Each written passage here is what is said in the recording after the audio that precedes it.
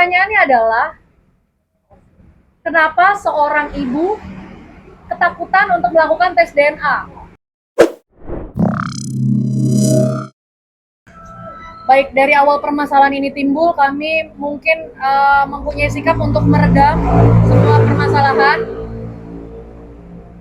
karena berita yang sangat merugikan terhadap klien kami, yaitu Akas dan Elvia.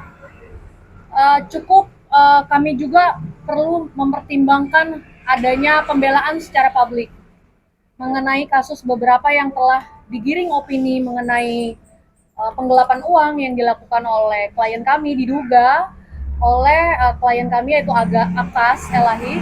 Kami akan menjawab bahwa pemberitaan tersebut adalah suatu fitnah, yang dimana uang tersebut adalah uang kerjasama antara Akas Elahi dan juga Feni Alberti sewaktu masih dalam hubungan dalam pernikahan. Seperti itu. Kan kemarin sempat dibilang bahwa sebetulnya banyak uang yang dipakai. Okay. Ya. Yang dimaksud dipakai ini dalam perjalanan mereka berdua, atau memang sebenarnya seperti apa sih? Oke. Ya, terima kasih. Jadi perlu kami jelaskan agar tidak simpang siur ya. Jadi sekitar tahun 2023 sampai dengan tahun 2024 ini dalam masa perkawinan antara saudara Akas Elahi dengan Feni. Ya. Mereka bersepakat untuk membuka usaha bersama. Usahanya itu mereka menjual bidangnya fashion dan kosmetik. Dijual melalui e-commerce, gitu ya, e-commerce yang live dan lain-lain, gitu ya. Lalu dalam e-commerce tersebut, akun e-commerce tersebut menggunakan rekening atas nama Feni Alberti untuk menarik hasil dari penjualan itu menggunakan rekening tersebut. Selama usaha tersebut berjalan sekitar tahun 2023 sampai 2024, menurut pengakuan klien kami diduga cash flow keuangan itu mencapai 2 sampai 3 miliar rupiah. Lalu klien kami dituduh menggelapkan uang senilai 400 juta sekian. Klien kami menjelaskan bahwa uang tersebut digunakan untuk kepentingan membayar satu supplier barang, operasional kegiatan, lalu untuk membayar gaji karyawan. Dan itu bisa dibuktikan oleh klien kami dengan hasil-hasil pembayaran tersebut. Lalu kami sampaikan juga kepada saudari Feni melalui kuasa hukumnya Tri Daren ya. Kalau kami juga ingin bertanya kembali, kalau dianggap itu atau diduga itu satu penggelapan, maka kami tanya, dalam prinsip-prinsip usaha atau kerjasama, kerja bersama, itu harusnya menggunakan prinsip-prinsip asas-asas kejujuran, transparansi, dan tanggung jawab. Maka kami juga minta tanggung jawabnya kepada saudari Feni untuk membuka semua catatan keuangan selama masa usaha tersebut berjalan. Atau kalau perlu kami juga bantu mengirim audit keuangan agar lebih jelas di mana yang dianggap ada dugaan penggelapan atau penipuan tersebut, gitu ya. Jadi selama ini uang itu dikelola oleh saudari Feni yang mengelola uang tersebut melalui rekeningnya. Nah, jadi ini perlu kita jelaskan kepada publik agar lebih jelas dugaan-dugaan itu harus bisa dipertanggungjawabkan. Terlepas masalah uang ini kan pada itu melebar kemana-mana, masalah anak, bahkan terus disebut sama Feni bahwa Akas itu minta untuk tes DNA. Oke, ya pertama begini bang, biar kita nggak sumir, nggak bingung. Sebetulnya statusnya seperti apa sih bang? Kan sudah ada surat diceraikan secara surat ya, tahun 2024 ya, masalah ya. 2024, oke. Ya, tapi kan sekarang prosesnya tuh masuk ke sidang lagi. Ini mau dinaikkan statusnya itu seperti apa ya bang? Jadi gini, sidang yang berjalan pada hari ini di Pengadilan Agama Jakarta Pusat yang diwakili oleh partner kami adalah upaya tanggung jawab saudara Akas sebagai seorang ayah untuk mendapatkan asal usul anak, hak asal usul anak. Karena nikah ini dilakukan secara siri, ya, maka secara agama, maka dia tidak tercatat ya di dalam pencatatan sipil. Maka perlu dilakukan sidang isbat nikah agar asal usul anak ini jelas dan bisa tercatat di negara, gitu ya. Ini adalah bentuk Tanggung tanggung jawab. jawab terhadap seorang ayah kepada anaknya agar asal usulnya jelas. Anak ini dilahirkan oleh siapa? Gitu kan. Hari ini anak itu hanya berstatus ibu, Anak seorang anak ibu. seorang ibu. Oke. Nah, masa depan anak ini yang perlu kita pikirkan. Ya.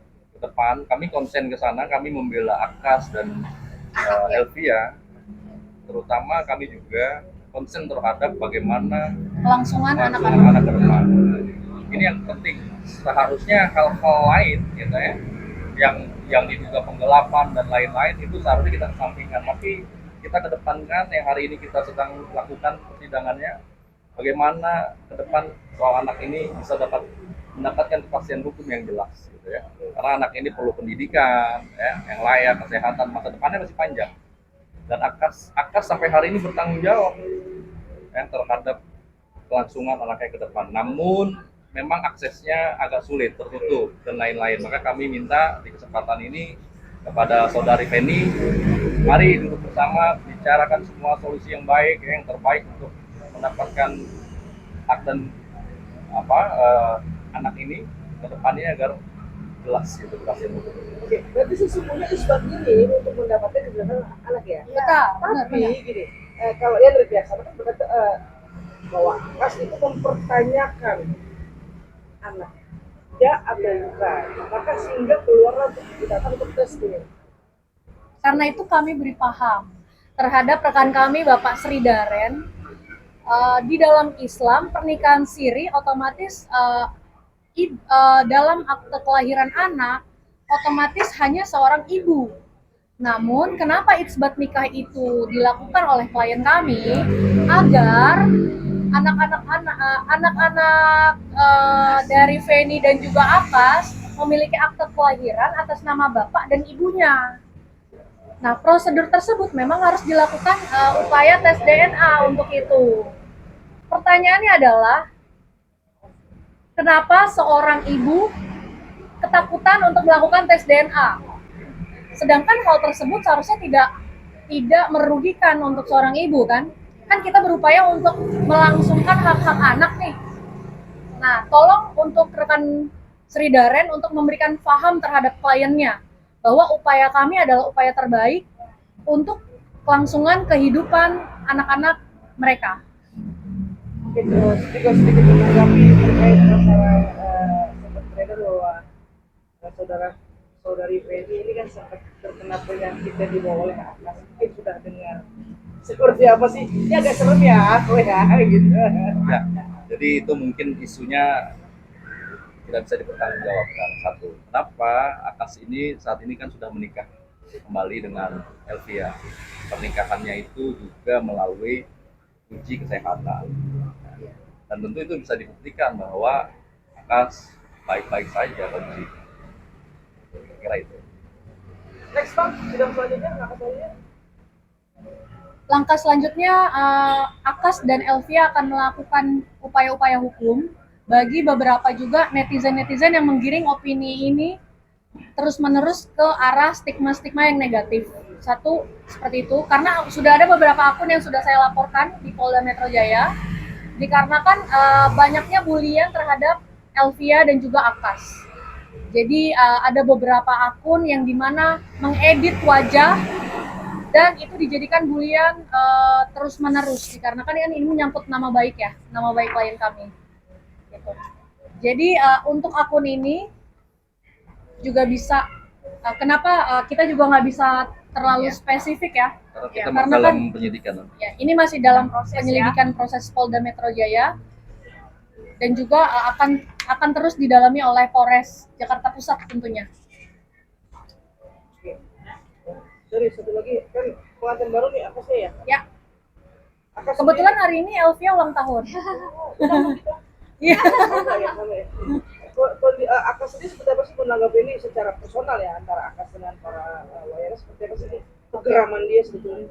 Ya sebenarnya untuk karakter kasihan di Akas dan Elvia-nya. juga Elvia ini mereka sangat mungkin agak sedikit sedih ya karena kan Elvia sendiri kan sangat jauh dari pemberitaan negatif. Kita pernah tahu kenal. Namun ketika menikah dengan Akas pembulian, stigma negatif itu muncul.